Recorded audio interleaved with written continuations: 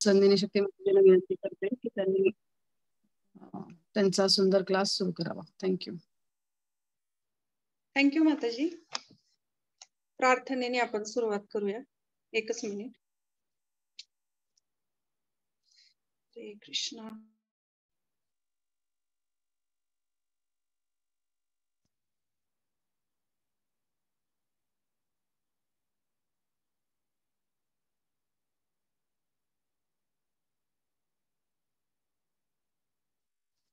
ओम अज्ञानतिमिराधास्य ज्ञानाञ्जनाशलाकया चक्षुरुन्मिलितं येन तस्मै श्रीगुरवे नमः. श्रीचैतन्यमनोभीष्टं स्थापितं येन भूतले स्वयं रूपं कदा मह्यं ददाति स्वपदान्तिकं. वन्देऽहं श्रीगुरो श्रीयुतपदकमलं श्रीगुरून् वैष्णवाश्च. श्रीरूपं साग्रजातं सहगण रघुनाथं नितान्तं सजीवं साद्वैतं सावधूतं परिजन सहितं कृष्ण चैतन्य देवं श्रीराधा कृष्ण पदान् सहगण ललिता श्री विशाखान्वितांश्च.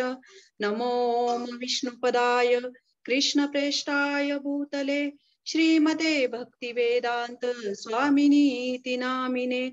नमस्ते सरस्वती देवे गौरवाणी प्रचारिणे निर्विशेष शून्यवादी पाश्चात्य देश तारिणे. जय श्री कृष्ण चैतन्य प्रभु नित्यानंद श्री अद्वैत गदाधर श्रीवासादि गौर भक्त वृंद. हरे कृष्णा कृष्णा कृष्णा हरे हरे हरे राम राम राम हरे हरे.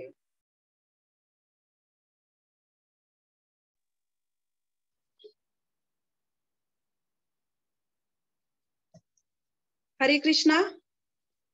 आजच्या कार्यक्रमामध्ये सर्व मैत्रिणींचे खूप खूप स्वागत. खरे तर आजचा जो दिवस आहे आपल्याला सगळ्यांनाच माहित आहे की आज विशेष काय आहे की आज गुरुपौर्णिमा आहे. आणि गुरुपौर्णिमेला हे गुरुतत्व काय आहे किंवा हे गुरु म्हणजे एक शुद्ध भक्त की यांचं आपल्या आयुष्यामध्ये असणारं असाधारण महत्व किंवा शास्त्रानुसार त्यांचे वर्णिलेले महत्व. तर याच्यावर आज आपण थोडक्यात प्रकाश टाकण्याचा प्रयत्न करणार आहोत. तर गुरुतत्व गुरुपौर्णिमा. आता गुरुपौर्णिमेला आपल्याला सगळ्यांना माहित आहे की कल्पना आहे की गुरुपौर्णिमा म्हणजे तो दिवस म्हणजे खास आपल्या आयुष्यातील एक महत्वाचा दिवस असतो की गुरूंसाठीचा. म्हणजे नेहमीच आपल्या आयुष्यामध्ये गुरूंची तत्व ही हेच असतात, महत्वाची असतात. परंतु आजचा एक स्पेशल दिवस असल्यामुळे शास्त्रांमधून एक प्रयत्न केलेला आहे की जसं श्रीमद भागवतम आहे की आपण बघतो की श्रीमद भागवतम जे हे आहे की जे अशा पद्धतीचं शास्त्र म्हणजे असं शास्त्र आहे की ज्याच्यातून एक कथांमधून एक स्टोरीज मधून आपल्याला असे अनमोल लेसन मिळत असतात आपल्या आध्यात्मिक आयुष्यामध्ये. आणि असे एक अनमोल लेसन जे आध्यात्मिक आयुष्यामध्ये मिळतात तर ते किती महत्वाचे असतात आपल्या जीवनामध्ये, किती अनुकरणीय असतात. तर याच्यातीलच आपण श्रीमद भागवतम मधील एक आज 6वा स्कंद आणि 7वा अध्याय त्याच्यातील 7वा अध्याय आहे आणि त्याच्यातील एक 15वा श्लोक आहे. तर त्या श्लोकापासून आपण सुरुवात करणार आहोत की गुरूंचं असणारं जीवनामधील महत्व आणि त्याच गुरूंप्रती आपल्याकडून जर काही अपराध झाला किंवा ह्या शुद्ध भक्तांप्रती काही अपराध झाला, काही चूक झाली तर त्याचे परिणाम काय असतात हे आपल्याला थोडक्यात समजण्यासाठी ही एक श्लोक घेतलेला आहे श्रीमद भागवतम मधला. कोणाकडे जर श्रीमद भागवतम असेल तर स्कंद 6 अध्याय 7वा आणि 15वा श्लोक तुम्ही काढू शकता. हा 15वा श्लोक आहे. एकच मिनिट. अथाहं मराचार्य मगादधीशनं द्विजं प्रसाद इष्ये निषटः शीर्ष्णातचरणं स्पृशन. हा श्लोक जो आहे जय राजा, मी त्याचं हे वाचते, अनुवाद वाचते. राजा इंद्र म्हणाला, आता मी प्रामाणिकपणे तथा दंभरहित भावनेने देवगुरु बृहस्पतींच्या चरणी नतमस्तक होतो ते सत्वगुणात स्थित असल्यामुळे त्यांचे ज्ञान अगाध असून ते ब्राह्मण श्रेष्ठ आहेत. आता त्यांच्या चरणांना स्पर्श करून आणि त्यांना प्रणाम करून मी त्यांना संतुष्ट करण्याचा प्रयत्न करील. आता हा जो श्लोक आहे त्याचा मागची जी पार्श्वभूमी आहे की राजा इंद्राने हा श्लोक उच्चारलेला आहे. तर याची जी पार्श्वभूमी आहे की या पार्श्वभूमीमध्ये आपण बघू शकतो की इंद्र राजा हा त्याच्या राज दरबारात बसलेला होता आणि त्यावेळेस देवतांचे गुरु जे आहेत बृहस्पती, तर ते बृहस्पती त्याच्या दरबारामध्ये प्रवेश करतात. पण राजा इंद्र हा भौतिक ऐश्वर्याने इतका उन्मत्त झालेला होता की तो त्यांचे देवतांचे गुरु आहेत, इतके विशुद्ध भक्त आहेत, पण तो अक्षरशः त्यांच्याकडे दुर्लक्ष करतो. म्हणजे दुर्लक्ष करतो म्हणजे काय की तो त्यांना जो एक उचित आदर असतो गुरूंप्रतीचा, आल्यानंतर त्यांना एक आदराने दंडवत प्रणाम करणे किंवा ही जी म्हणजे एक गुरूंप्रती असणारी ही एक आदराची भावना आपल्या ह्याच्यातून दिसते. तर तो इतका उन्मत्त झालेला होता की तो स्वतःचे गुरु आल्यानंतर सुद्धा तो उठला नाही किंवा त्याने ते दुर्लक्ष केले गुरूंकडे. आणि गुरूंकडे दुर्लक्ष केल्यानंतर जेव्हा ते गुरु निघून जातात आणि त्याच्या लक्षात येते की आपल्याकडून काय मोठा अपराध झालेला आहे आणि आता आपल्याला कुठल्या परिणामांना सामोरं जावं लागेल याची जाणीव इंद्राला होते. आणि त्यावेळेस इंद्र हा श्लोक उच्चारतो की मी आता ते म्हणजे माझे जे गुरु आहेत बृहस्पती देवगुरु, मी त्यांच्या चरणी आता नतमस्तक होईल. आणि ते सत्वगुणात असल्यामुळे त्यांचे ज्ञान अगाध आहे. म्हणजे त्यांच्यामध्ये सत्वगुणात असल्यामुळे त्यांच्याकडे अगाध ज्ञान आहे. आणि आता मी त्यांच्या चरणांना स्पर्श करून त्यांना संतुष्ट करण्याचा प्रयत्न करेल. म्हणजे थोडक्यात काय की त्याने जो अपराध केलेला आहे त्या अपराधाची क्षमा मागण्याचा प्रयत्न करेल. तर आता आपण बघूया की कसं असतं ना की गुरु म्हणजे काय आहेत. की जसं आपण बघतो की जसे गुरूंचे दोन प्रकारे आपण सेवा करू शकतो. एक आहे एक वाणी सेवा आणि एक वपू सेवा. वाणी सेवा म्हणजे काय की त्यांनी जे सांगितलेलं आहे ते आपण कानांनी आपल्या कर्मेंद्रियांनी श्रवण करून ते जीवनात उतरवण्याचा प्रयत्न करतो. आणि दुसरी म्हणजे वपू सेवा. आता वपू सेवेमध्ये काय आहे की प्रत्यक्ष सेवा करणे, त्यांची प्रत्यक्ष सेवा करणे. मग प्रत्यक्ष सेवा करण्याची खूप कमी संधी मिळते गुरूंची प्रत्यक्ष सेवा करण्याची. पण याच्यामध्ये वपू सेवा जी असते ती खूप सिन्सिअरली जर आपण केली तर आपल्याला नक्कीच भगवत धामात प्रवेश मिळेल. जर ते वपू सेवा सिन्सिअरली केली तर थोडी वाणी सेवेमध्ये प्रोग्रेस थोडी कमी राहील. परंतु याच्यामध्ये एक धोका खूप मोठा आहे की वपू सेवेमध्ये जर आपण एकदम सिन्सिअरली ते म्हणजे सिन्सिअरली ती सेवा केली तर आपल्याला भगवत धाम आहे हे नक्की. परंतु त्याच्यामध्ये अपराध होण्याचे चान्सेस खूप जास्त आहेत. की जसं वाणी सेवा म्हणजे एका ट्रेनमध्ये, लोकल ट्रेनमध्ये आपण बसल्यासारखं आहे आणि वपू सेवा म्हणजे एखाद्या फ्लाईट मध्ये बसल्यासारखं आहे. परंतु जर फ्लाईट मध्ये ऍक्सिडेंट झाला तर वाचण्याची शक्यता असते का? अजिबात वाचण्याची शक्यता नसते. म्हणून वपू सेवेमध्ये खूप सावध असलं पाहिजे आणि अलर्ट असलं पाहिजे. की जसं ह्या श्लोकाच्या तात्पर्यामध्ये प्रभुपाद खूप सुंदर तात्पर्यात, आपल्याला तेवढा वेळ नाहीये की एवढं तात्पर्य आपण वाचू शकू, आपल्याला भरपूर पुढे काही काही गोष्टी आहेत. तर मी थोडक्यात त्यातलं एक वाक्य सांगते की कधी कधी प्रभुपाद इथे लिहितायत की कधी कधी अतिपरिचयामुळे शिष्याकडून गुरुची अवज्ञा होत असते. तर हे वापू सेवेमध्ये इतकी चान्सेस असतात आपल्या ह्याच्यामध्ये अपराध होण्याचे की कधी कधी आपण गुरु जे असतात की गुरूंच्या जवळ जास्त आपण जर गेलो तर ती म्हणतात ना अतिपरिचयात अवज्ञा, जसं प्रभुपाद म्हणत आहे तिथे की आपण इतके कॅज्युअली घेतो गुरूंना. की जसं इंद्राने आपण बघितलं की जेव्हा बृहस्पती त्याच्या दरबारात आले तेव्हा त्यांनी किती कॅज्युअली घेतलं गुरूंना आणि किती दुर्लक्ष, असं म्हणजे कसं म्हणतात की वरिष्ठांचा आदर करणे, त्यांना उठून त्यांचा सन्मान देणे ही किती मोठी गोष्ट आहे. आणि हे तर साक्षात गुरु आहेत आणि त्या गुरूंप्रती तो त्यांनी आदर प्रकट केला नाही. म्हणजे ही झाली वपू सेवेमधील हा अपराध. मग हा अपराध जो आहे हा कधी होतो की आपण जास्तीत जास्त गुरूंच्या जवळ राहिलो, कुठलीही गोष्ट अति मिळाली की त्याचं महत्व राहत नाही. तसं गुरुसेवेमध्येही होतं, कधी कधी अतिपरिचयात अवज्ञा होतं की आपण कॅज्युअली घ्यायला लागतो. जसे आपल्या जीवनामध्ये शुद्ध भक्तही आपण कितीतरी बघत असतो, प्रामाणिक असणारे वैष्णव, त्यांना सुद्धा आपण किती सहज घेतो. कारण आपण डे टू डे आपल्याला असं वाटतं की काय मी 1 तास त्यांच्या बरोबर रोज राहतो किंवा रोज राहते किंवा मी रोज बोलते त्यांच्या बरोबर, मग ते आपल्यासारखेच आहेत. सुरुवातीला कधीतरी आपण भेटलो की तो आदर प्रकट करतो. पण तीच गोष्ट कुठल्याही बाबतीत तुम्ही बघू शकता की अति झाली की त्याची अतिपरिचयता अवज्ञा होते. की जसं चाणक्य पंडित म्हणत आहेत की 3 गोष्टी अशा आहेत की त्याच्या जास्त जवळ पण आपण गेलं नाही पाहिजे आणि जास्त लांब दूर पण नाही राहिलं पाहिजे. 3 गोष्टी म्हणजे कुठल्या? एक आहे अग्नी, दुसरे आहे गुरु आणि तिसरे आहे राजा. तर अग्नीमध्ये आपण अग्नी असं ठरवू शकतो का की नाही आता मग सांगितलं आहे ना अग्नीच्या जवळच नाही जायचं, असं पण आपण करू शकत नाही. आपण रोज कुकिंग करतोय, अग्नीच्या जवळ आपल्याला जावंच लागतं, परंतु ते किती जवळ जावं लागतं? आपण अति जवळ जातो का? जेवढं आपलं काम आहे तेवढ्या पुरताच आपण अग्नीशी स्पर्श करतो. तसंच अगदी गुरु सुद्धा तसेच आहेत की गुरूंच्या जर जास्त जवळ गेलं तर अपराध होतात. पण याचा अर्थ असा आहे का की आपण दूर राहायचं गुरूंपासून? नक्कीच नाही. कारण जेव्हा असं गुरूंपासून जर आपण दूर राहिलो तर मग आपल्याला आध्यात्मिक जीवनामध्ये प्रगती कशी होणार? त्यामुळे आपण गुरूंपासून जास्त दूर पण नाही राहू शकत. एका प्रमाणात मर्यादेपेक्षा जास्त लांब पण नाही आणि जवळ पण नाही.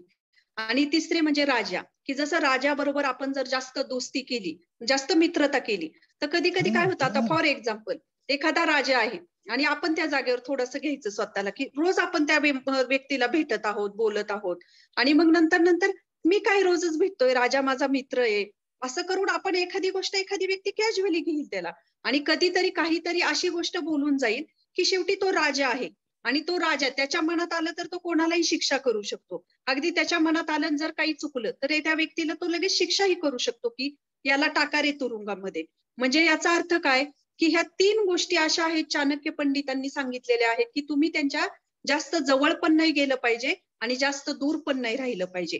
म्हणून गुरु सुद्धा त्याच चष्म्यातून जर आपण गुरूंना बघितलं तर नक्कीच आपण गुरूंचा जो शास्त्रानुसार जो दिलेला आदर आहे किंवा गुरूंप्रतीचा जो अपराध आहे त्यापासून आपण दूर राहू शकतो. तर एक भागवतम मधला ना खूप सुंदर श्लोक आहे एक, की तो त्या श्लोकामध्ये जे सांगितलेलं आहे की गुरूंप्रती असणारी शरणागती, ही शरणागती म्हणजे काय आणि ह्या गुरूंप्रती आपली असणारी शरणागतीने आपल्याला काय प्राप्त होऊ शकते.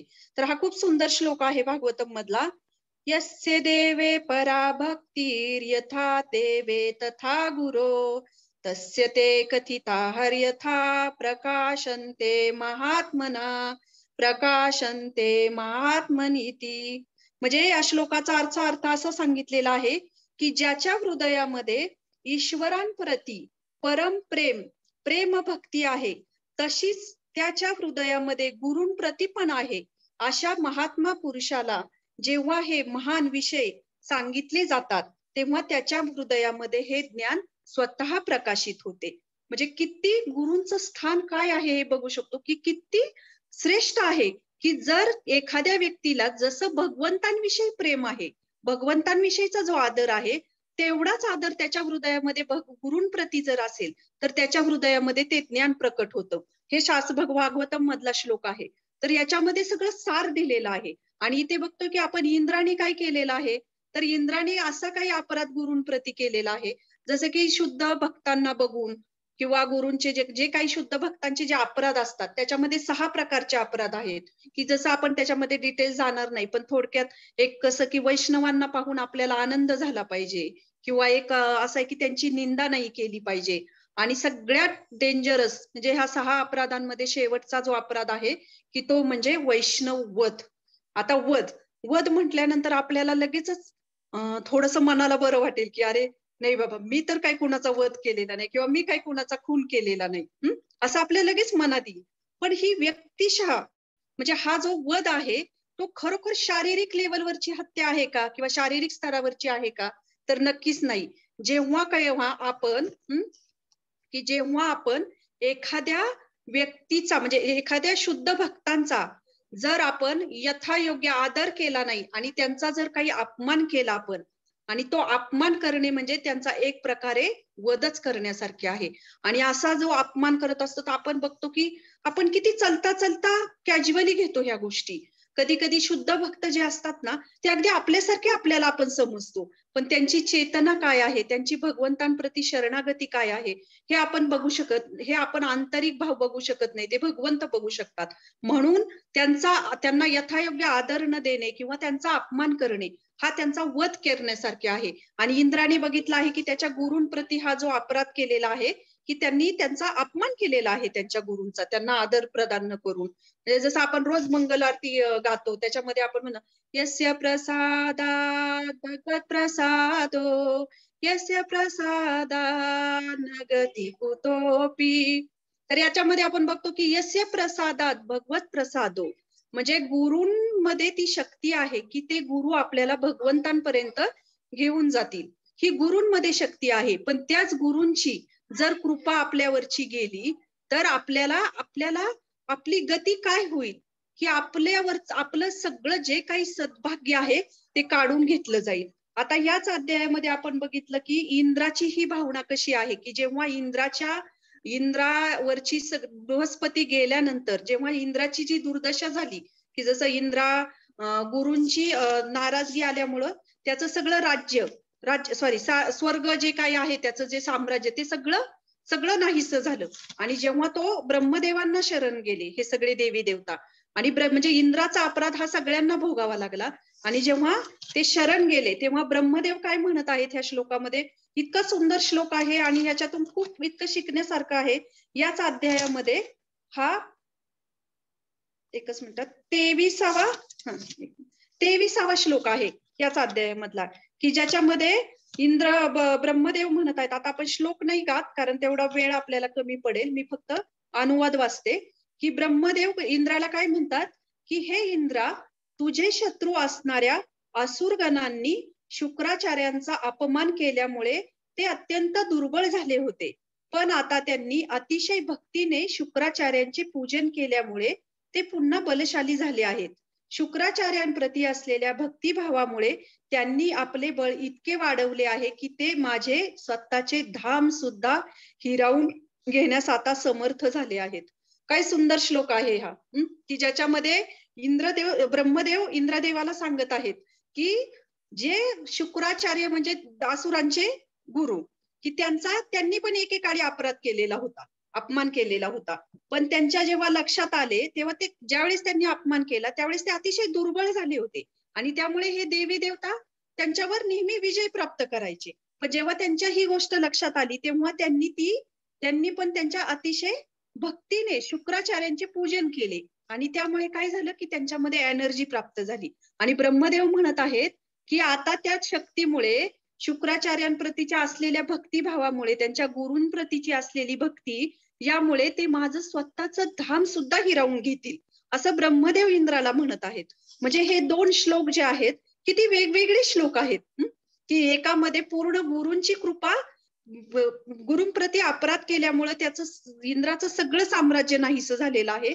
आणि दुसऱ्या श्लोकामध्ये आपण बघत आहोत की तेच असुर जे आहेत ते त्यांच्या गुरूंप्रती भक्ती भावनेने त्यांनी सगळं मिळवलेलं आहे. तर हे किती महत्वाचं आहे की आपण बघू शकतो की गुरु आपल्या जीवनामध्ये हे किती महत्वाचे आहेत. मग असे काही नाही की एखाद्याला वाटू शकतं की अरे मी तर दीक्षा नाही घेतलेली किंवा मला कुठे माझ्या जीवनामध्ये कुठे गुरु आहेत. तर असं काही नाही की गुरु हे आपल्या जीवनामध्ये वेगवेगळ्या मार्गाने येतात, की जसे आपल्यामध्ये काही पथदर्शक गुरु असतात, दिशादर्शक गुरु असतात, काही शिक्षा गुरु असतात, काही दीक्षा गुरु असतात. मग जरी हे नसले आणि जे प्रामाणिक वैष्णव असतात तेही आपल्या आयुष्यामधले एक प्रकारे गुरुच आहेत. मग जे आपल्याला आपल्या ह्या गुरु शिष्य परंपरेद्वारे जे ज्ञान देतात ते खरे आपले शिक्षा गुरु, की जे शिक्षा गुरु आहेत. आणि त्यांना आपण एका शुद्ध भक्तांचं म्हणजे जेव्हा ते असे शुद्ध भक्त आपल्या जीवनामध्ये असतात तेव्हा ते पण एक प्रकारे आपल्याला गुरूंचंच मार्गदर्शन करत असतात. शास्त्रांमध्येही तुम्ही बघू शकता की वेगवेगळ्या ज्या कथा आहेत की त्याच्यामध्ये आपण बघतो की वाल्मिकी मुनी आहेत. कुठलीच अशी शास्त्रामध्ये तुम्ही भागवतम मधली कुठलीही कथा घ्या की कोणालाही भक्ती ही डायरेक्टली भगवंतांपर्यंत ते पोहोचलेले नाहीत. कुठे ना कुठे एक विशुद्ध भक्त एक कारण आहेत त्यांच्या जीवनामध्ये की त्यांच्यामुळे त्यांना भगवंत प्राप्ती झालेली आहे. की जसं आपण मृगारी बघतो की एक शिकारी होता तो मृगारी, आणि त्यांनी किती प्राण्यांचे वध केले होते वेगवेगळे. कशा पद्धतीने तो त्यांची हत्या करायचा की अर्धवट मेलेल्या अवस्थेमध्ये तो त्यांना ठेवायचा. आणि मग अशा अशा वाल्मिकी मुनींच्या कृपेने त्याचं काय झालं की एका शुद्ध भक्तात रूपांतर झालं. म्हणजे ही शक्ती कोणामध्ये आहे की जे शुद्ध भक्त आहेत त्यांच्यामध्ये तेवढी ताकद आहे. आणि तुम्ही भागवतम मध्ये कुठलीही कथा बघा त्याच्यामध्ये शुद्ध भक्त हे सेंटरला आहेत, तेव्हा त्या समोरच्या व्यक्तीला भक्ती मिळालेली आहे. की ध्रुव महाराज बघू शकतो आपण, प्रल्हाद महाराज बघू शकतो की यांना शास्त्रांमध्ये यांनी जेव्हा जेव्हा नारद मुनींनी त्यांच्या आयुष्यामध्ये प्रवेश केला किंवा नारद मुनींची कृपा त्यांना प्राप्त झाली आणि तेव्हा त्यांना भक्ती मिळालेली आहे. आणि दुसरी गोष्ट म्हणजे वैष्णव सेवा, की वैष्णव सेवा की ह्याच्यामध्ये आपण स्वतः बघू शकतो की नारद मुनींचं उदाहरण आहे की नारद मुनी हे अगोदर कोण होते? पूर्वीच्या जन्मामध्ये एक दासीपुत्र होते. पण त्यांनी त्यांच्याकडे चातुर्मासात जे ऋषी मुनी आले होते त्यांची सेवा केली आणि त्यांच्या सेवेमुळे त्यांनाही ते नारद मुनीच्या पदापर्यंत पुढे गेले ते. म्हणजे ही जी आहे ही वैष्णव सेवा. तर ही वैष्णव सेवा ही तितकीच महत्वाची आहे की ही वैष्णव सेवा आपण बघू शकतो की या वैष्णव सेवेमध्ये वैष्णव सेवेमध्ये आपण भक्ती विनोद ठाकूरांचं खूप सुंदर भजन आहे की हे शुद्ध भक्त जे आहेत किंवा हे गुरु जे आहेत हे किती विशुद्ध असतात आणि त्यांच्या सेवेने आपल्याला काय प्राप्त होते. तर हे खूप सुंदर भजन आहे की आपल्याला सगळ्यांना माहित आहे. शुद्ध भक्त चरण रेणू भजन भक्ता सेवा परम सिद्धी प्रेमलतिकार मूल. म्हणजे हे जे पहिलं वाक्य आहे की आपण बघतो की शुद्ध भक्त चरण रेणू, म्हणजे असे जे शुद्ध भक्त असतात त्यांची चरण रेणू, त्यांच्या चरणांची रेणू म्हणजे जी धूळ आहे जर आपण आपल्या मस्तकी धारण केली तर आपल्याला काय प्राप्त होते? भजन अनुकूल, म्हणजे आपल्या भजनासाठी ती अनुकूल आहे, ती कृपा आपल्याला प्राप्त होते. आता भजन अनुकूल, भजन म्हणजे काय? की असं वाटेल की आपल्याला की भजन म्हणजे आता आपण जे म्हणत आहोत ते भजन का? नाही. भजन आपण एक म्हणतो, शब्द नेहमी म्हणतो की भजना म्हणजे भजने, भगवंतांना भजने. भजने म्हणजे काय? की त्याच्यामध्ये सेवा आली, भोग आला भगवंतांना अर्पण करणे, वैष्णव सेवा आली, हरिनाम आलं, ह्या सगळ्या ज्या काही क्रिया आहेत ह्याला म्हणायचं भजन. मग हा भजन हा शब्द भक्ती विनोद ठाकूरांना इथे अपेक्षित आहे आणि त्या अर्थाने ते म्हणतायत की अशा शुद्ध भक्तांची चरण धूळ जर आपण आपल्या मस्तकी धारण केली तर आपल्याला काय मिळेल? की भजन अनुकूल, आपल्या भक्तिमय जीवनासाठी ही गोष्ट खूप कृपामय आहे. मग आता ही भजन क्रिया म्हणजे हा जो भजन आहे, ही जी भाव आहे जो आपल्याला भक्तीमधला, तो कशामुळे प्राप्त होतो? असं काही आहे का की हा भाव कुठली गोष्ट केली किंवा कुठल्या बाजारात जर आपण गेलो की तो आपल्याला विकत मिळेल?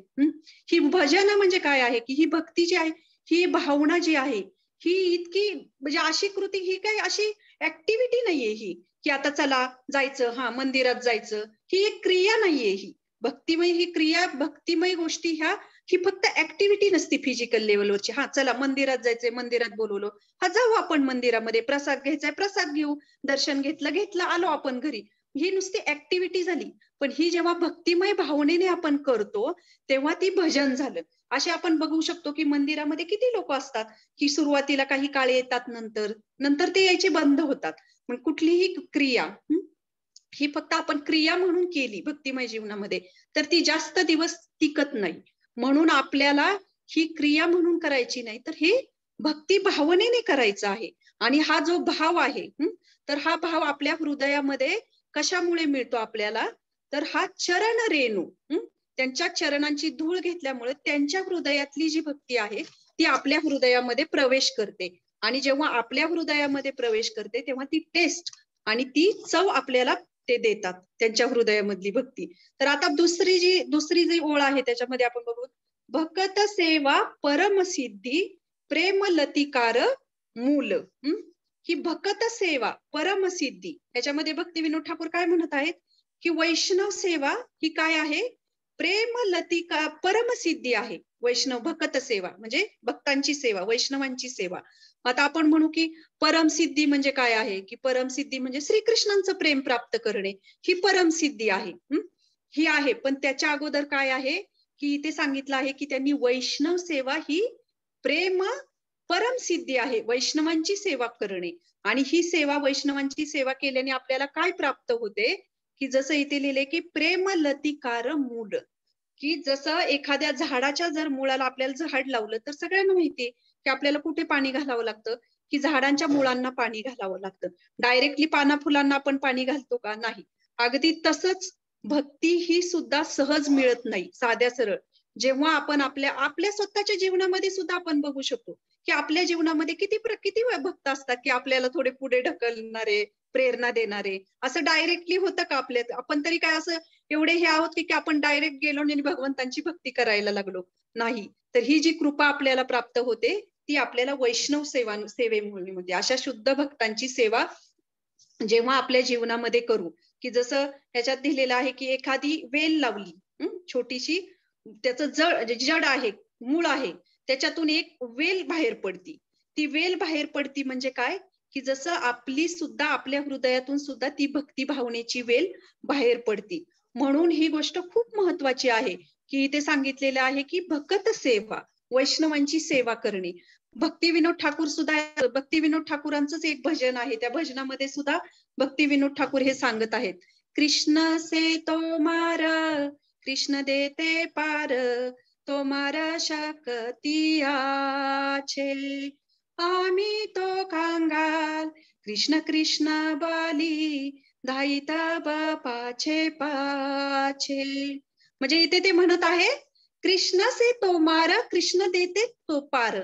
म्हणजे आपल्याला कृष्ण कोण देऊ शकतं? किती शुद्ध भक्तांमध्ये ती शक्ती आहे कृष्ण देण्याची. आपल्याकडे काय आहे? भक्ती विनोद ठाकीर म्हणतात की आमच्याकडे काय आहे? आम्ही तर पूर्ण कंगाल आहोत आणि कृष्ण कृष्ण बली, आम्ही कृष्ण कृष्ण म्हणून तुमच्या मागे पळत आहोत. परंतु ही गोष्ट अशी आहे की ज्याच्याकडे आहे तीच व्यक्ती आपल्याला ते देणार आहे ना. कृष्ण कोणाकडे आहेत? कृष्ण हे शुद्ध भक्तांकडे आहेत आणि कृष्ण हे आपल्याला ते देतील, तेच आपल्याला कृष्णांपर्यंत पोहोचू शकतील. म्हणून अशा शुद्ध भक्तांचं सेवा करणे, त्यांच्या आज्ञांचं पालन करणे ही किती मोठी गोष्ट आहे. की जसं रामानुज, मी एक खूप छान कथा आहे की आज आपल्याला 2-3 कथा खूप सुंदर ऐकायला मिळणार आहेत की त्याच्यातून खरोखर खूप काही शिकण्यायोग्य आहे.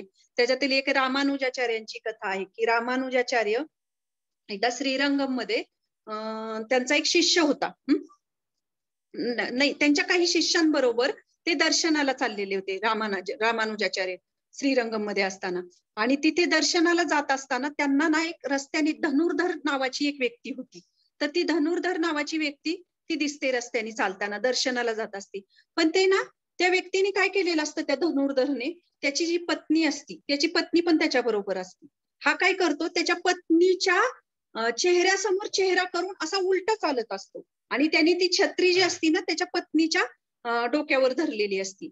जेव्हा रामानुजाचार्य बघतात ते म्हणतात की त्यांना जरा ते थोडं वेगळं वाटतं. ते त्यांच्या शिष्यांना म्हणतात की जा त्याला बोलून आण, तो असा का चालत आहे उलटा. त्यांना ते विचित्र वाटतं. मग त्याचा शिष्य जातो, रामानुजाचार्यांचा शिष्य जातो तिथं. तो विचारतो, तर तो म्हणतो की माझी पत्नी जी आहे ती इतकी सुंदर आहे आणि तिचा चेहरा इतका सुंदर आहे आणि त्या चेहऱ्यामध्ये तिचे डोळे इतके सुंदर आहेत की मला त्याची इतकी आसक्ती आहे की मी ती आसक्ती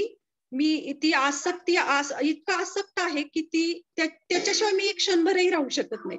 जेव्हा ते शिष्य येऊन सांगतात रामानुजाचार्यांना, नाही सांगत नाही, ते म्हणतात की गुरु महाराज तो व्यक्ती जरा विचित्र आहे, जाऊ देत आपण जाऊया पुढे. ते म्हणतात नाही नाही, मला तू सांग की तो काय आहे, तू त्याला बोलवून आण. मग ते म्हणतात की गुरुदेव त्याची जी हे आहे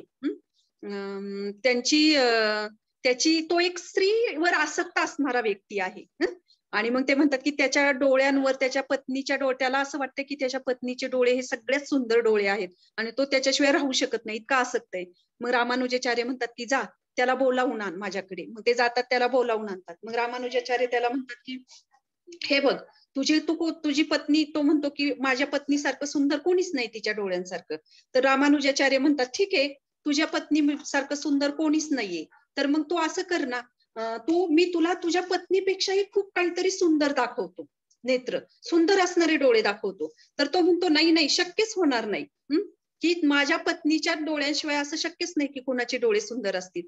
तर तो म्हणतो, रामानुजाचार्य म्हणतात की मी तुला वचन देतो की तुला काहीतरी सुंदर पाहायला मिळेल. मग तो म्हणतो की ठीक आहे, तुम्ही जर मला असं काही सांगत असतात तर मी तुमचा आयुष्यभर दास बनेल, असं तो प्रॉमिस करतो. आता दुसऱ्या दिवशी हा संध्याकाळी जातो, हा झोपलेला असतो, हाला झोप लागत नाही की नेमकं माझ्या पत्नीपेक्षा कोण सुंदर असेल.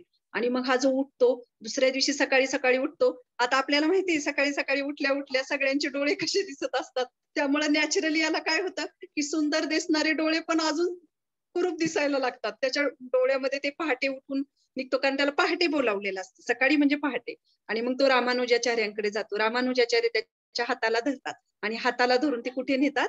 रामानुजाचार्य रंगनाथांच्या पुढे नेऊन उभे करतात. आणि रंगनाथांच्या पुढे नेऊन उभं केल्यानंतर तो त्यांचे नेत्र बघतो आणि इतका भक्तिभावित होऊन जातो तो, की त्याच्या डोळ्यातून अश्रू व्हायला लागतात. आणि तो म्हणतो की मी आतापर्यंत माझ्या आयुष्यामध्ये असं सुंदर दर्शन किंवा असे सुंदर नेत्र मी बघितले नव्हते. आणि त्या क्षणी तो रामानुजाचार्यांचे चरण कमल पकडतो आणि त्यांचा शिष्य बनतो. आता ही झाली गोष्ट. आता आपण म्हणू की आम्ही तर रोजच दर्शन घेतोय हो. आम्ही रोज जगन्नाथजींना बघतोय, आम्ही रोज राधा श्याम सुंदरांना बघतोय, आम्ही रोज राधा गोपीनाथांचं दर्शन घेतोय. मग आम्हाला का होत नाही आमच्या जीवनामध्ये असं, की आम्हाला का अशी त्याची अनुभूती येत नाही? तर हा जो एक मेसेज आहे याच्यातून, की आपल्याला सुद्धा आपल्या जीवनामध्ये असे शुद्ध भक्त लागतील, की जे आपल्या हाताला धरून ते दाखवतील. आणि तेव्हा जे दाखवतील तेव्हा आपल्याला त्याचं ते दर्शन जे आहे, जे अति सुंदर जे आहे भगवंत, ते त्याच्यातून आपल्याला ते प्रतीत करतील, तेव्हा ते आपल्याला मिळेल. मग त्याच्यासाठी आपल्या जीवनामध्ये सुद्धा आपल्याला असे शुद्ध भक्त असणे गरजेचे आहे. खूप खूप म्हणजे, आणि त्यांना त्या भक्तांना प्रामाणिकपणे त्यांना शरण जाणे आणि त्यांची सेवा करणे. नाहीतर आपण किती आयुष्य आपले जातील, परंतु आपल्यामध्ये ती शुद्धता नसते. पण अशा शुद्ध भक्तांमध्ये भगवंतांचा साक्षात्कार करण्याची ती शुद्धता असते. म्हणूनच आपण म्हणतो ना, आपल्यामध्ये एक हे आहे, की म्हण आहे, साधू संत याची घरा तोची खरा दिवाळी दसरा. म्हणजे हे साधू संत हे किती जीवनामध्ये सगळ्यात पहिलं स्थान खरं तर आपल्या जीवनामध्ये यांना पाहिजे. परंतु आपण ते नेहमी सगळ्यात पाठीमागे ती गोष्ट असते. की जसं मला एकदा एक आठवते, की मी राधेश्याम प्रभूजींचं सांगितलेलं ऐकत होते. राधेश्याम प्रभूजी एकदा सांगत होते, की म्हणाले की एकदा राधा गोपीनाथांचं मी दर्शन घेत होतो. आणि राधा गोपीनाथांचं दर्शन घेता घेता महाराज परमपूज्य राधानाथ महाराज आले आणि त्यांच्या खांद्यावर अचानक मागून हात ठेवला. तर ते म्हणतात त्यांना खांद्यावर हात ठेवून की दर्शन घेतोयस का? मग ते असं मान हलवतात स्माइल देऊन. मग ते म्हणतात की ते आपण बघतो राधा गोपीनाथांच्या ह्यांच्या आरच्या विग्रहांपुढे अशी छोटी छोटी माकडं आहेत 2-3. तर महाराज म्हणतात की मग ते माकडांचे काय गप्पा चाललेले आहेत, ते काय बोलतायत एकमेकांबरोबर, काय म्हणत आहेत ते एकमेकांना हसून. आणि मग राधेश्याम प्रभूजी म्हणतात की मी ते ऐकून एकदम ब्लँक झालो. पण ते सांगतात की मला त्यावेळेस कळलं, मी असा कधी विचार केला नव्हता की म्हणजे असं. आणि महाराज किती त्याच्यामध्ये जातायत आणि किती ते हे करतायत, त्या लीला ज्या असतील किंवा ते दर्शन आहे, कशा पद्धतीने महाराजांचा जो भाव आहे, मूड आहे, तो जाणवलं. आणि तेव्हा ते म्हणतात की आपण किती वरच्या स्तरावरून बघतो ना सगळ्या गोष्टी. म्हणजे ही शुद्ध भक्तांमध्ये ही एक हे असते, शक्ती असते. की जसं आपण हे आहे, श्लोक आहे, मुकम करोति वाचालम पंगुम लंघयते गिरीम यत कृपा तमहम वंदे श्री गुरु दीनतारम. म्हणजे गुरूंमध्ये ती शक्ती आहे, शुद्ध भक्तांमध्ये शक्ती काय आहे, की एखाद्या मुक्यालाही ते बोलायला लावतील आणि एखाद्या पांगळ्यालाही गुरूंच्या कृपेने तो पर्वत चढू शकतो. तर ही जर कृपा प्राप्त झाली गुरूंच्या कृपेने, तर काय गोष्ट अशक्य आहे. की ह्याच्यामध्ये ही एक रामानुजाचार्यांचीच एक खूप सुंदर कथा आहे. त्या शिष्यांचं नाव रामानुजाचार्यांच्या रामदास असतं, रामदास. आणि हा जो रामदास आहे, हा शिष्य नेहमी कपडे धुण्याची सेवा करायचा. नेहमी नदीला जाणे, कपडे धुणे, साफसफाई करणे, अशा प्रकारची सेवा तो करायचा. आणि रामानुजाचार्य जवळ 300 शिष्यांना दुपारच्या वेळेमध्ये ते असं तत्वज्ञान विषयक अतिशय अवघड असं तत्वज्ञान, शास्त्रांवर आधारित श्लोका असं ते लेक्चर द्यायचे. आणि असे 300 शिष्य त्याच्यामध्ये असतात. आणि हा एकटा रामदास असा असतो की तो पूर्ण हे करत असतो, हे अशा सेवा करत असतो. आणि एक दिवस रामानुजाचार्य म्हणतात की जा की त्याला घेऊन या, रामदासला बोलवून आणा, की त्याला आज लेक्चर द्यायचं आहे, प्रवचन द्यायचंय. तर बाकीचे शिष्य हसायला लागतात. ते म्हणतात गुरुदेव त्याला काय येणार आहे, तो काय कपडेच धुतो फक्त, त्याला काही येणार नाही. मग ते म्हणतात की नाही, त्याला आज्ञा आहे, आज सांग त्याला, गुरूंची आज्ञा आहे की तुला आज प्रवचन द्यायचंय. रामदास येतो आणि येऊन उभा राहतो गुरूंपुढे. तो म्हणतो की गुरुदेव मला तर काहीच येणार नाही, मी कधी काही याचं अध्ययन नाही केलेलं किंवा मला ते जमणार नाही. ते म्हणतात ठीक आहे, तरी पण तुला प्रवचन द्यायचे आजचे माझं झाल्यानंतर. ते म्हणतात ठीक आहे, तुमची आज्ञा, असं म्हणून ते आज्ञा स्वीकारतो. आणि नंतर तो असं काही प्रवचन देतो की सगळे शिष्य अवाक होऊन बघतात. म्हणून हा जो श्लोक आहे, मुकम करोती वाचालम पंगुम लंघयते गिरीम, म्हणजे गुरूंची जी जर कृपा असेल तर एखादा मुका सुद्धा बोलायला लागतो. फक्त ती सेवा करण्यासाठी आपण अतिशय आतुर असलं पाहिजे. की ती सेवा जेव्हा आपल्याला केव्हा येते, की तेव्हा त्या उत्सुक आतुरतेने ती सेवा करण्याचा प्रयत्न. आपण आधी निगेटिव्ह गोष्टींची सुरुवात करतो, की हे कसं होईल, ते कसं होईल, ते कसं. पण तसं नाही, की आपल्याला जेव्हा आपल्या शुद्ध भक्त असतात, असे वरिष्ठ वैष्णव असतात, त्यांच्याकडून आपल्याला काही अशी सेवेची प्राप्ती होते, सेवा मिळते, तर आपण ते निगेटिव्ह गोष्टींना हे न करता आपण प्रामाणिकपणे करण्याचा प्रयत्न केला पाहिजे. आणि जेव्हा अशी प्रामाणिकता आपण प्रामाणिकपणे प्रयत्न करू, तेव्हा आपल्याला नक्कीच यश मिळेल. नाहीतर आपण काय करतो, की आपण इकडं इकडं इकडं की हा ही मला मिळाली, मला अजून कोणी भेटेल का ह्याच्यात, याला देऊ का, त्याला देऊ का, असं नाही, की एक उत्सुकता असली पाहिजे. जसं मला अजून एक उदाहरण आठवते, की गौरांग प्रभूजींचं, की त्यांचं मी एकदा ऐकलं होतं, की गौरांग प्रभूजींना किचन सेवा जेव्हा गुरु महाराजांनी दिली, परमपूज्य राधानाथ महाराजांनी, तर ते म्हणतात, की मी कधीच किचन मध्ये, म्हणजे मी कधी बघितलेलं सुद्धा नाही ही गोष्ट, किती हे आहे की किचन सेवा करणे. त्यांना तेव्हा त्यांना सांगतात गुरुदेव, की तुम्ही किचन सेवा करायची आहे. आणि ती त्यांनी पडत्या फळाची आज्ञा म्हणून हे केलेली आहे. आज आपल्याला सगळ्यांनाच माहिती आहे, की गौरांग प्रभूजींनी जे किचन मध्ये जी सेवा, जे यात्रांमध्ये सगळे भक्त आहेत, की ते अनुभव घेतात, की हे किती प्रसिद्ध आहे, की मॅनेजमेंट गौरांग प्रभूजींची. म्हणजे थोडक्यात काय, की गुरूंच्या आज्ञेवर आपला हा पूर्ण विश्वास पाहिजे आणि श्रद्धा पाहिजे, तेव्हा आपल्याला ती कृपा आपल्याला प्राप्त होते.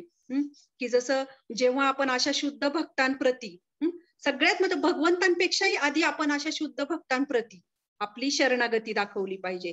चैतन्य चरितामृत मध्ये एक खूप सुंदर श्लोक आहे, की जसं चैतन्य महाप्रभू तो आदी पुराणातून हा श्लोक घेतात आणि म्हणतात, की यमे भक्तजना पार्थ न मे भक्तास्य तेजना मद भक्तान च ये भक्तास्य मे भक्त तमा मता. म्हणजे याच्यातून ते म्हणतात, की जो कोणी म्हणत असेल, जो भक्त, की मी भगवंतांचा दास आहे, तर तो माझा खरा दास नव्हे.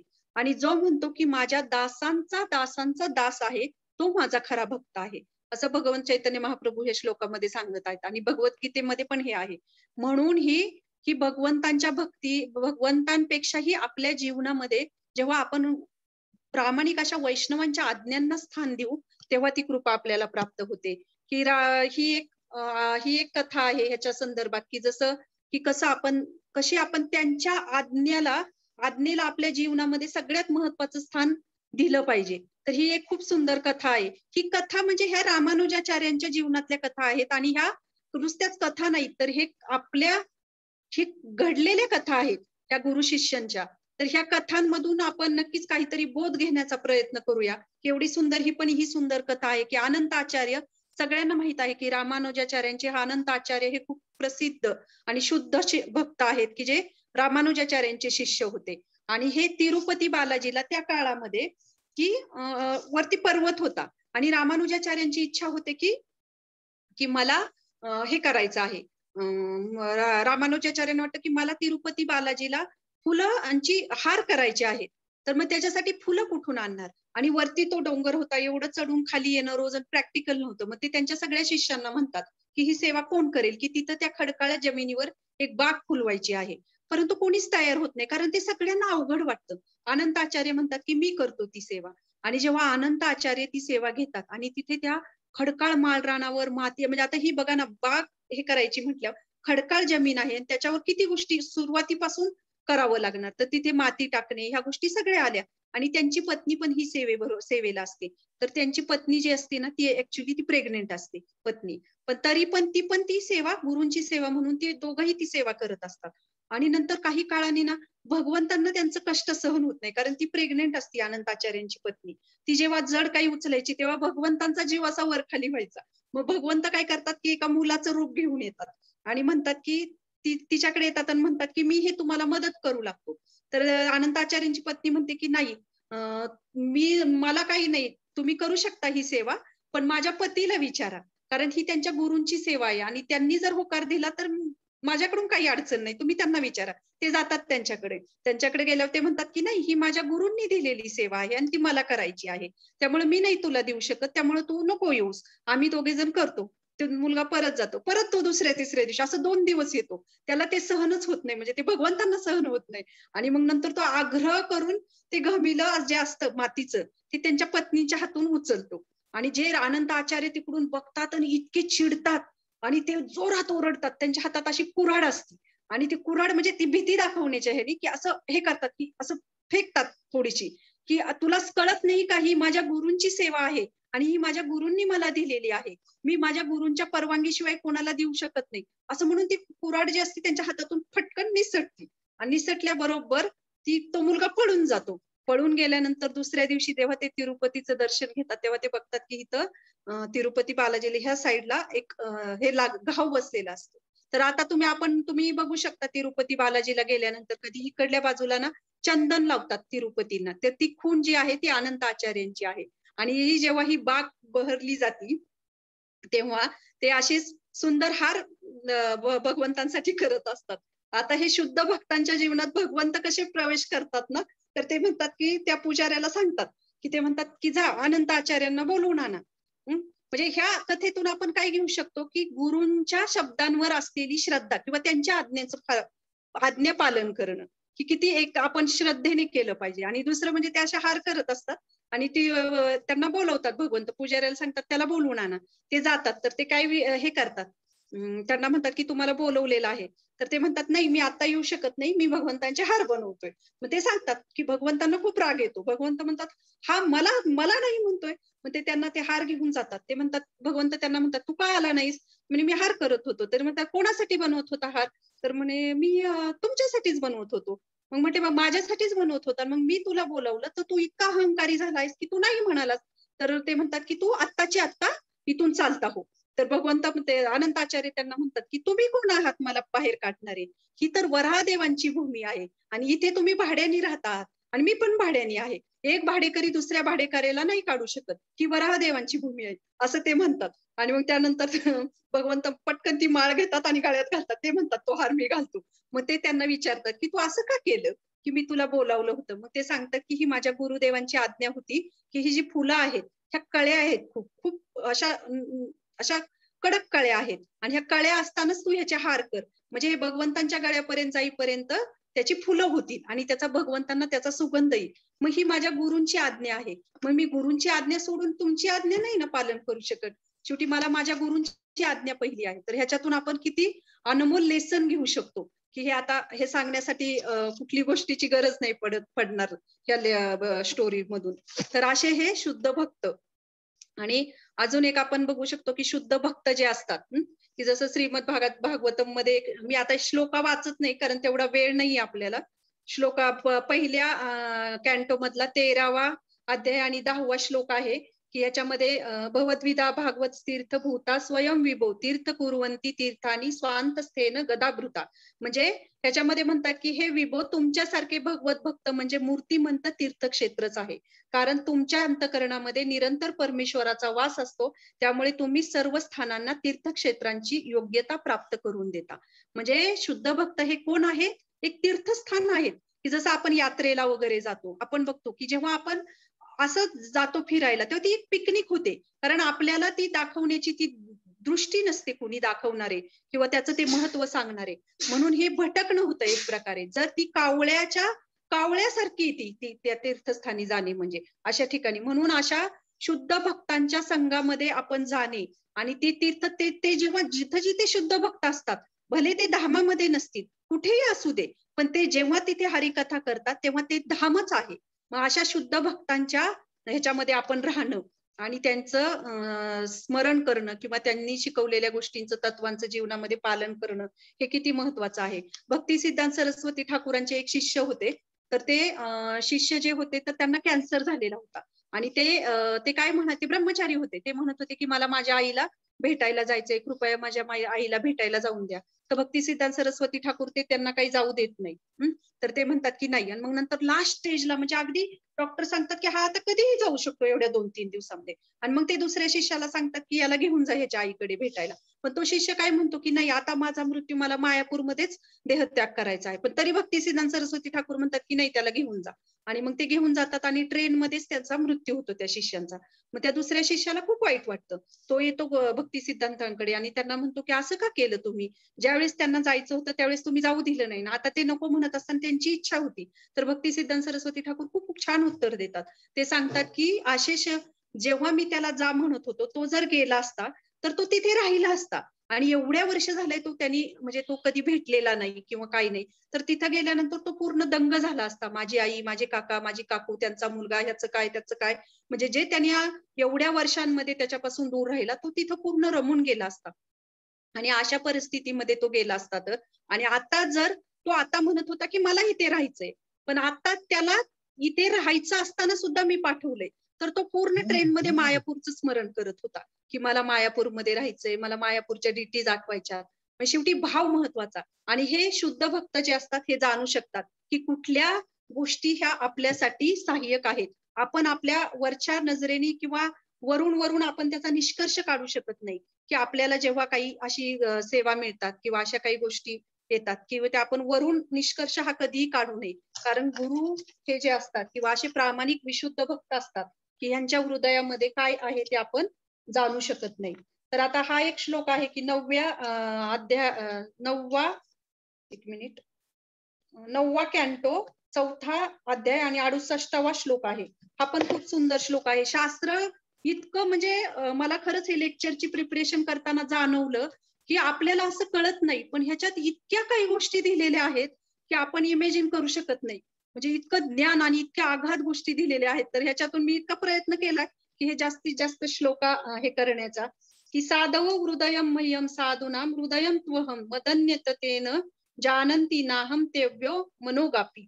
शुद्ध भक्त सदैव माझ्या हृदयात वास करतो आणि मी शुद्ध भक्ताच्या हृदयात. माझे भक्त माझ्या व्यतिरिक्त काही जाणत नाही आणि मी देखील त्यांच्या व्यतिरिक्त इतर कोणालाही जाणत नाही. तर ही जी कथा आहे ना ही आपल्याला सगळ्यांना माहिती आहे की अंबरीश महाराजांचा जेव्हा दुर्वास मुनींनी अपराध केला आणि जेव्हा सुदर्शन चक्र त्यांच्या मागे लागलं तेव्हा ते भगवंताकडे जातात आणि तेव्हा भगवंत हा श्लोक म्हणतात आणि भगवंत सांगतात की मी माझे म्हणजे असं नाही की मी भक्तांच्या हृदयात आहे, पण ते भक्त पण माझ्या हृदयात आहेत असे शुद्ध भक्त. तर किती सुंदर श्लोक आहे की स्वतः भगवंत दुर्वास मुनींना सांगत आहेत. मग याच्यातून आपण बघू शकतो की जेव्हा शुद्ध भक्त सुद्धा असे प्रामाणिक वैष्णव असतात, शुद्ध भक्त असतात, जे काही बोलतात त्यांच्या मुखातून हे भगवंतच बोलत असतात. ही अतूट श्रद्धा आपल्यामध्ये आपल्याला पाहिजे. आणि हे जे श्लोक आहेत तर हे श्लोक इतके अभ्यासपूर्ण आणि इतके चिंतनमय आणि मननमय करण्यासारखे आहेत की त्याच्यातून आपण काहीतरी शिकू शकतो. की तर या वैष्णवांच्या मार्फत जर आपल्याला अशा वैष्णवांच्या मार्फत आपल्याला भगवंताची प्राप्ती होऊ शकते. थोडक्यात काय तर 3 गोष्टी आहेत की ज्या वैष्णवांच्या ह्याच्यातून आपल्याला प्राप्त होऊ शकतात.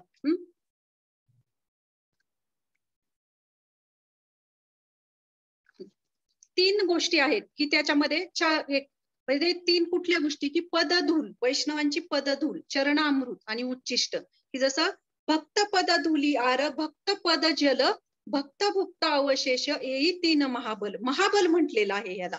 काय म्हटलेलं आहे की महाबल म्हणजे चरणामृत. चरणामृत हे जे आहे की भगवंत ह्याच्या 3 मध्ये इतकी शक्ती आहे की कोणाची भक्तांची, वैष्णवांची पदधुली, वैष्णवांचं चरणामृत आणि वैष्णवांचं उच्चिष्ट. या 3 गोष्टींमध्ये महाबल म्हणजे काय आहे की ह्याच्यापेक्षा काही श्रेष्ठ नाही. हे कृष्णराज कविराज गोस्वामी चैतन्य चरितामृत मध्ये हा एक श्लोक आहे की ज्याच्यामध्ये चरणामृत मध्ये आपण बघू शकतो की आता आपण गौर पौर्णिमेच्या चैतन्य महाप्रभूंचं मला वाटतं आता नंददुलाल प्रभूजींनी एक लेक्चर दिलं होतं त्याच्यामध्ये सांगितली होती ही कथा की त्यांच्या चरणामृत घेण्यासाठी एका बंगाली भक्ताने कशा पद्धतीने हे केलं. मग तसं पाहायला गेलं तर चैतन्य महाप्रभू हे भगवंत म्हणून नव्हते आले, एक भक्त म्हणून आले होते ना. असं आपण म्हणू शकतो की ते भगवंत होते पण शेवटी ते ह्या जगामध्ये भक्त म्हणून अवतीर्ण झाले होते. तर त्यांच्या चरणांची धुली किंवा चरणामृत जे आहे तर ते कशा पद्धतीने परत चरणामृत दक्षिण भारत यात्रेमध्ये सुद्धा ते गोपाल भट्ट गोस्वामींच्या घरी राहतात. तर गोपाल भट्ट गोस्वामी रोज त्यांच्या चरणांचं जे चरणामृत होते ते ग्रहण करत होते. म्हणजे ती संधी त्यांना तिथे मिळाली. तर दुसरी अजून एक बघू शकतो की कालिदास, ज्यांनी चैतन्य चरितामृत वाचलं असेल त्यांना माहित असेल की हे कालिदास कसे होते. हे कालिदास जेव्हा ह्याच्यामध्ये येतात कालिदास जेव्हा जगन्नाथपुरीमध्ये येतात आणि ते चैतन्य महाप्रभू त्यांचे चरण धुत असतात, त्यांना माहित असतं की ह्यांची किती श्रद्धा आहे आणि ते बघून न बघितल्यासारखं करतात चैतन्य महाप्रभू. हे ग्रहण करत असतात.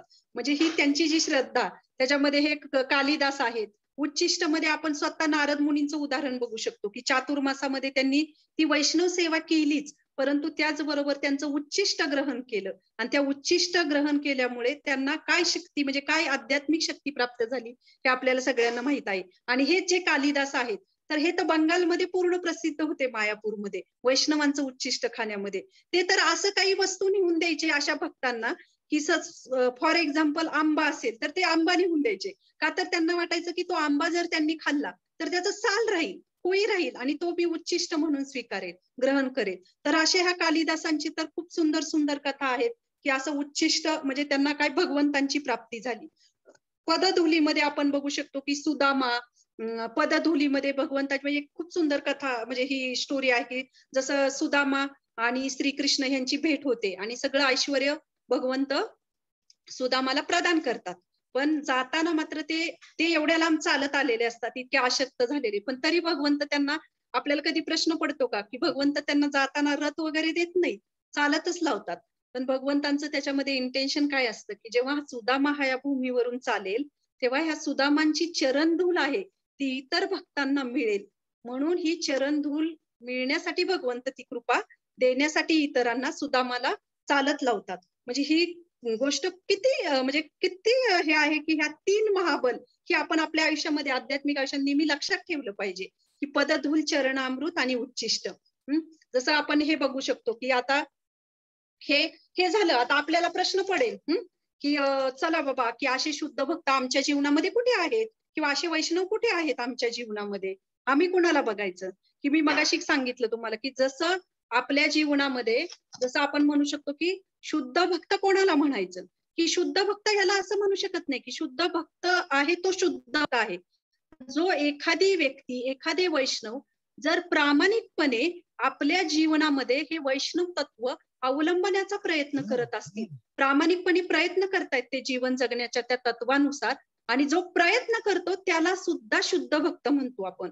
कारण ते काय आहेत, ते शुद्ध का आहेत, कारण ते प्रामाणिक आहेत आणि प्रामाणिकतेने प्रयत्न करतात. भले त्यांच्याकडून कधी काही चुकाही होत असतील त्याच्यामध्ये, परंतु ती जी प्रामाणिकतेची भावना आहे, ती प्रामाणिकतेची भावना आणि ती जी चेतना आहे ती भगवंतांपर्यंत पोहोचते. आणि ती जी बाकीच्या ज्या चुकीच्या गोष्टी असतील किंवा जे चुका होत असतील, काही आपल्याला वाटतं आपल्या नजरेला काही अपराध होत आहेत का, तर ती सगळे धुवून जातात. म्हणून असं नाही की शुद्ध भक्त हे शुद्ध भक्त आहेत, परंतु जे प्रामाणिकपणे त्या तत्वांवर जीवन जगण्याचा प्रयत्न करत असतील तर ते सुद्धा तेवढेच शुद्ध भक्त आहेत. म्हणून हे आपल्या जीवनामध्ये हे ना अधोरेखित केलं पाहिजे आपल्या आध्यात्मिक आयुष्यामध्ये, की आपण असं नाही विचार केला पाहिजे की अरे शुद्ध भक्त कुठे शोधायचे आता, असे शुद्ध भक्त कोणाला बघायचं आपण, अशा शुद्ध भक्त आता कुठे कोण आहे. पण नाही, जेव्हा आपल्या आध्यात्मिक जीवनामध्ये आपल्या भक्तिमय गोष्टीमध्ये आपण बघतो की असे प्रामाणिक भक्त आहेत की जे प्रामाणिकपणे प्रयत्न करतायत, तर ते सुद्धा शुद्धतेच्या स्तरावर आहेत. की आता आपण बघतो की जसं प्रभुपाद आहेत की आता प्रभुपादांची 125वी आविर्भाव दिन आहे प्रभुपादांचा, एक हे येत आहे. तर सगळ्यांना माहिती की आपण प्रभुपादांच्या कृपेने आपल्याला ह्या गोष्टी मिळालेल्या आहेत. की जसं प्रभुपाद म्हणू शकतो की मी मगाशी म्हटल्याप्रमाणे वाणी आणि वपू असे 2 संघ आहेत. आता प्रभुपाद तर ह्या जगातून गेलेले आहेत, पण प्रभुपादांनी सगळ्यांना माहिती आहे आपल्याला काय दिलेलं आहे, एक अनमोल गिफ्ट काय दिलेलं आहे की आपल्याला बुक्स दिलेले आहेत. की जसं प्रभुपादांचे एक प्रभू आणि दिला अजून काय दिलं आहे प्रभुपादांनी आपल्याला गुरु शिष्य परंपरा दिलेली आहे. तर एक हयग्रीव म्हणून प्रभुपादांचे एक शिष्य होते आणि ते जे शिष्य होते प्रभुपादांचे की त्यांना एकदा स्वप्न पडतं आणि त्या स्वप्नात त्यांना येतं की श्री प्रभुपाद त्यांना अर्जुनाच्या जागेवर असतात, सॉरी भगवंतांच्या जागेवर प्रभुपादांना स्वप्न असं पडलं. तर ह्याचा अर्थ काय, तर प्रभुपाद म्हणतात हो बरोबर आहे हे स्वप्न. मग ते सांगतात की ही गुरु शिष्य परंपरा आहे. प्रभुपाद सांगतात हे गुरु शिष्य परंपरेद्वारे आलेलं ज्ञान आहे आणि हे बरोबर आहे. म्हणजे याचा अर्थ असा नाही की आपल्याला कोणी तिथून कोणी गुरु शिष्य परंपरेद्वारे जे जे वैष्णव आपल्याला हे ज्ञान देण्याचा प्रयत्न करत आहेत ते अगदी आपल्या गुरूंच्या स्थानीच आहेत. मग याच्यातून एकदा प्रभुपादांना ना शेवटच्या ह्याच्यामध्ये एक भक्त असतात त्यांचे शिष्य, तर ते म्हणतात की तुमची सेवा मी कशा पद्धतीने करू शकतो, की चांगल्या पद्धतीने कसं करू शकतो. तर प्रभुपाद त्याचं उत्तर खूप सुंदर देतात की प्रभुपाद म्हणतात की तुम्ही माझे पुस्तकं वाचा आणि पुस्तकं वाचून तुम्ही काय करा, प्रेमाने एकत्रित राहा. हे खरं तुमचं माझ्या प्रतीचं प्रेम असेल. म्हणजे प्रभुपाद इतके नम्र होते, इतकी नम्रता प्रभुपादांमध्ये होती की प्रभुपादांनी पूर्ण जगामध्ये प्रचार केला. पण प्रभुपादांनी ते स्वतःवर कधी घेतलेलं नाही की मी हे गोष्ट केली किंवा मी हे केली. प्रभुपाद आपण बघतो की बाकीचे इतर गोष्टींची पुस्तकं, इतर संप्रदाय असतील किंवा वेगवेगळे धार्मिक पुस्तक, त्याच्यातून आपल्याला काय मिळतं? एक ज्ञान मिळतं त्याच्यामध्ये थोडंफार, किंवा काही आपल्या ज्ञानामध्ये थोडीफार भर पडते. त्याच्या व्यतिरिक्त काय होतं? पण प्रभुपादांचे जेव्हा ग्रंथ वाचतो, प्रभुपादांची पुस्तकं वाचतो, तेव्हा आपल्यामध्ये ही शुद्धता तर येते, गुरु शिष्य परंपरेचं महत्व कळतं, परंतु त्याचबरोबर एकत्रित राहण्याची भावना जी ह्या युगामध्ये खरंच खूप कठीण आहे आताच्या काळामध्ये, ही भावना प्रभुपाद आपल्याला देत आहेत आणि ही चेतना प्रभुपाद आपल्याला देत आहेत. आणि प्रभुपादांची नम्रता किती आहे की प्रभुपादांना एकदा एका व्यक्तीने प्रश्न विचारला की तुम्ही जगद्गुरु आहात का? तर प्रभुपाद म्हणतात की नाही, मी जगद्गुरु नाही, तर मी कोण आहे? जगद्दास आहे. की याच्यामध्ये इतकं म्हणजे आपल्याला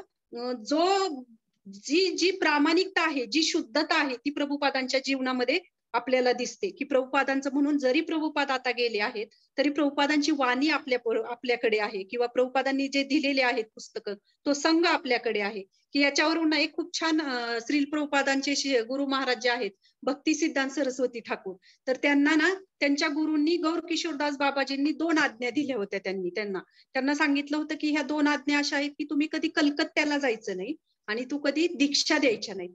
तर ह्या दोन्ही आज्ञा भक्ती सिद्धांतांनी हे केल्या नाहीत, पालन केल्या नाहीत. तर आपल्याला प्रश्न पडेल ना, अरे गुरूंची आज्ञा यांनी कशा पालन केल्या नाही? एका शिष्यानी भक्ती सिद्धांतांना हा प्रश्न विचारला की तुम्ही ह्या आज्ञा का पालन केल्या नाहीत? तर ते सांगतात की मी कधी पालन केलं नाही. ते म्हणे मी जातो कलकत्ता, मी कलकत्त्याला कुठे असतो? मी मंदिरामध्ये असतो. मी तर भगवत धामात असतो. म्हणजे मी कलकत्त्याला नाही जात. मग ते म्हणतात की मी कुठे कलकत्त्याच्या पॉलिटिक्स मध्ये गेलो किंवा काय गेलो, तर मी ते कलकत्त्यामध्ये गेलो, पण मी कलकत्त्यामध्ये असतो म्हणजे मी भगवत धामात असतो, मी भगवंतांची सेवा करतो. म्हणजे ही जी चेतना आहे त्यांची, भक्ती सिद्धांतांची, ही चेतना महत्वाची आहे. ही चेतना जाणून घेतली पाहिजे. आणि दुसरं म्हणजे ते म्हणतात की दीक्षा देतात. मग ते म्हणतात की मी दीक्षा देतोय, पण मी स्वतःला मी गुरु म्हणून समजतच नाहीये, की माझे गुरु जे आहेत तेच दीक्षा देत आहेत. मी अजून गुरुच्या स्तरावरच नाहीये, असं भक्ती सिद्धांत सरस्वती ठाकूर उत्तर देतात. तर याच्यातून प्रभुपादांचं सुद्धा आपल्याला शिकण्याचं योग्य आहे की प्रभुपाद सुद्धा जेव्हा हे इस्कॉन भरभराटीस व्हायला लागलं, हे फॉरेनर शिष्य जे होते त्यांनी पूर्ण शरणागती त्यांना दिली, जीवन समर्पित केलं, आणि याच्यामध्ये खूप संघर्ष होते त्यांच्या जीवनामध्ये.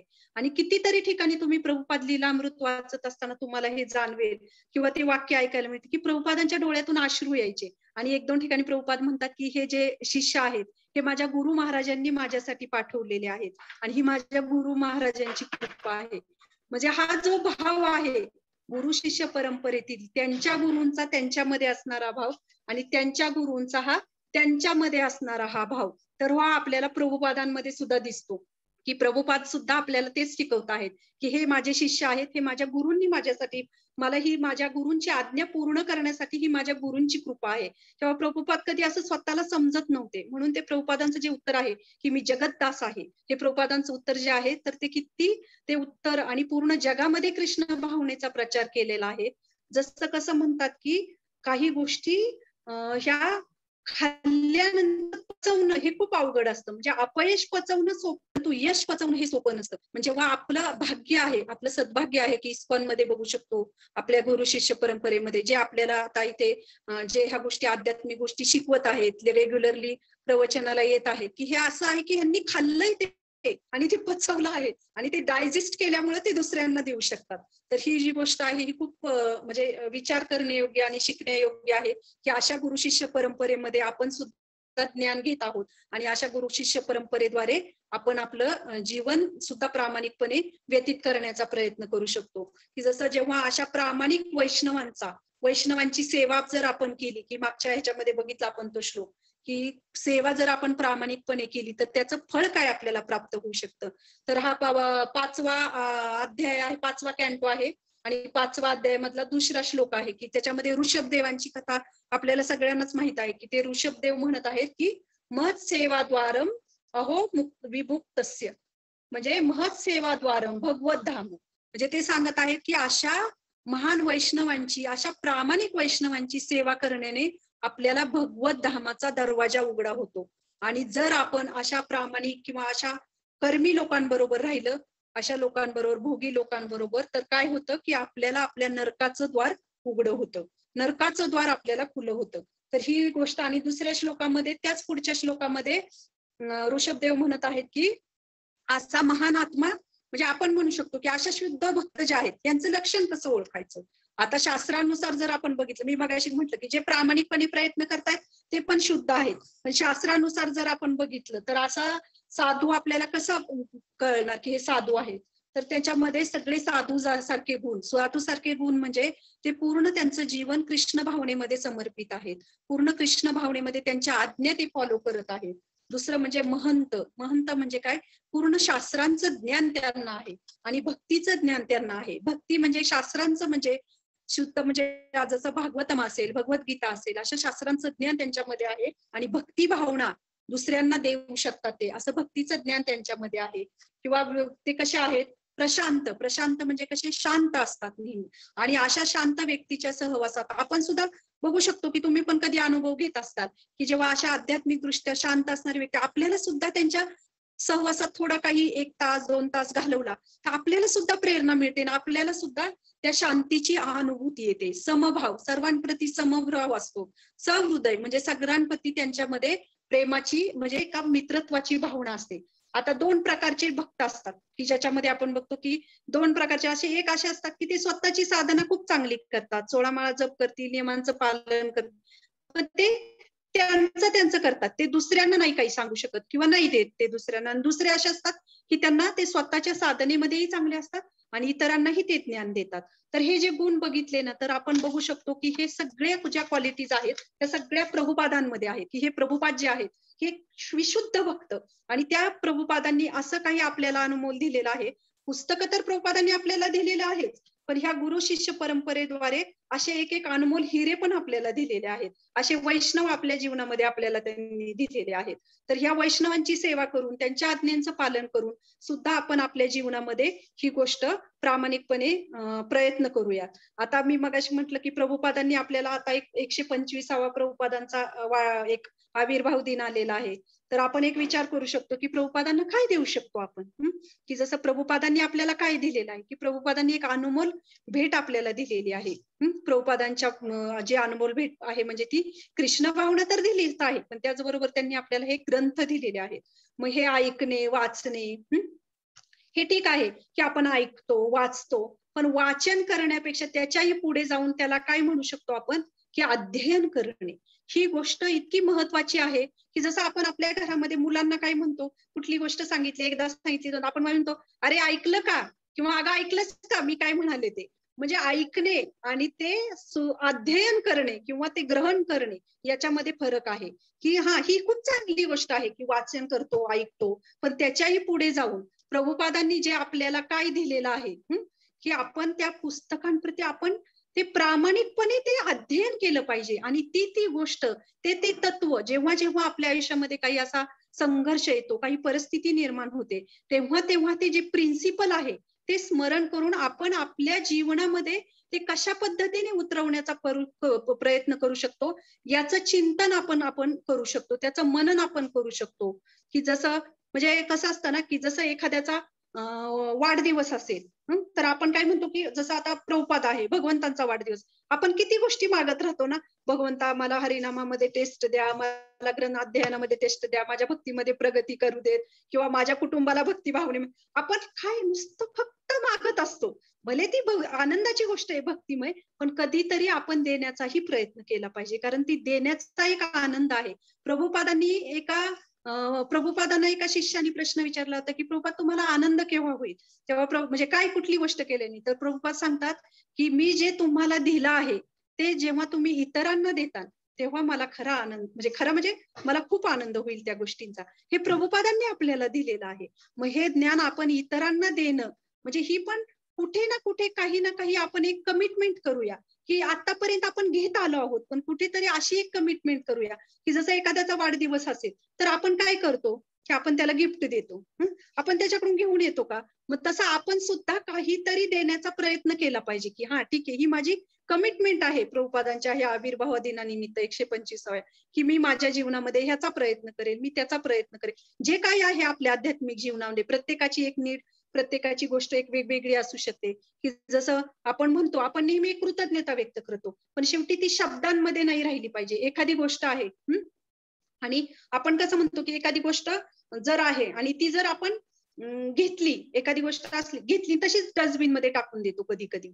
मग हे तसंच आहे अगदी. जरी आपण ते व्यक्ती शब्द म्हणजे व्यक्तिशः ती एखादी गोष्ट आपण डस्टबिन मध्ये टाकत नाही, परंतु जर आपण ते प्रभुपादांची तत्व, ती शिकवण जर आपल्या जीवनामध्ये उतरवण्याचा प्रयत्न करत नाही किंवा त्याला व्हॅल्यू देत नाही, थोडंसं काय की त्याला व्हॅल्यूच दिली पाहिजे, ते जर देत नसेल तर ते डस्टबिन मध्ये टाकल्यासारखंच आहे.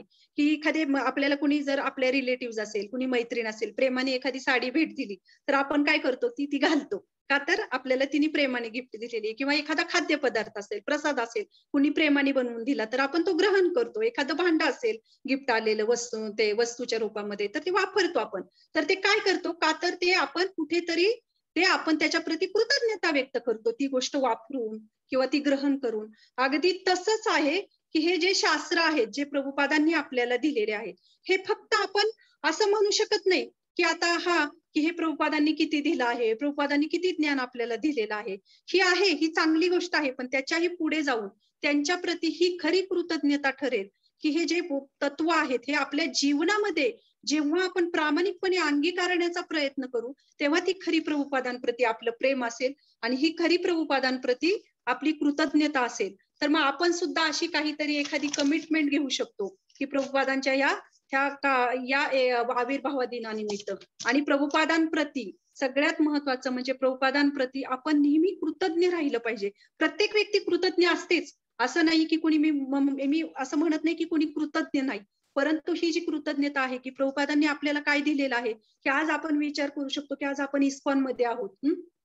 प्रभुपादांनी हे ग्रंथ आपल्याला दिलेले आहेत, परंतु त्याचबरोबर हे जे गुरु शिष्य परंपरेचं ज्ञान जे आहे, जे जर आज आपल्याला इथपर्यंत आपल्यापर्यंत पोहोचत नसतं किंवा आपल्यापर्यंत जर आलं नसतं हे ज्ञान, तर आपल्या जीवनामध्ये आपण कशाच्या मार्गावर आपण प्रगती केली असती, कुठून आपल्याला ही कृपा प्राप्त झाली असती. म्हणून गुरु शिष्य परंपरेद्वारे जे कोणी वरिष्ठ भक्त आपल्याला इथे येतात, वैष्णव येतात, जे प्रामाणिकपणे आपल्याला हे कृष्ण भावनेमध्ये प्रगती करण्यासाठी मार्गदर्शन करत आहेत, तर हे पण एक शुद्ध भक्त आहेत. आणि सगळ्यात महत्वाचं हे शुद्ध भक्त आहेत.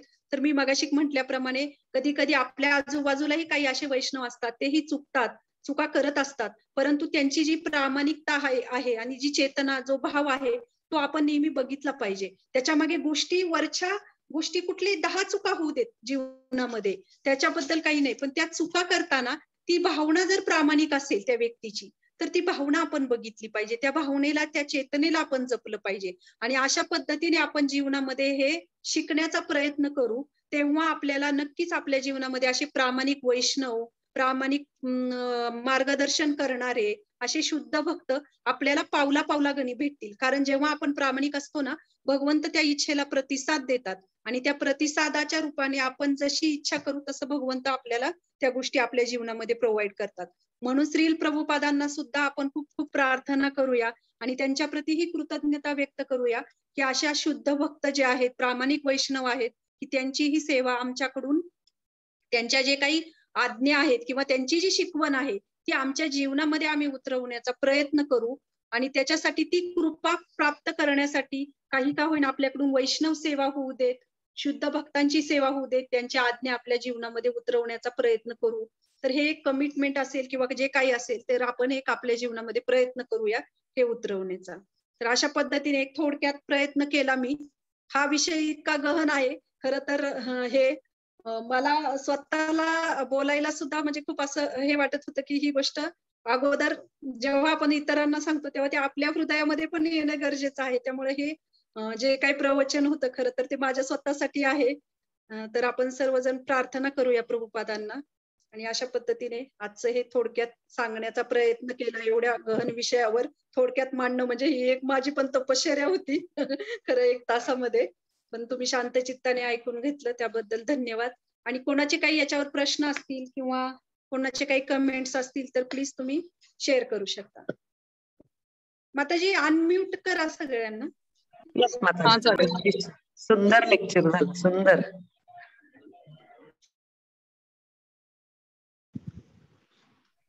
तुम्हाला पण अनम्यूट करावं लागेल.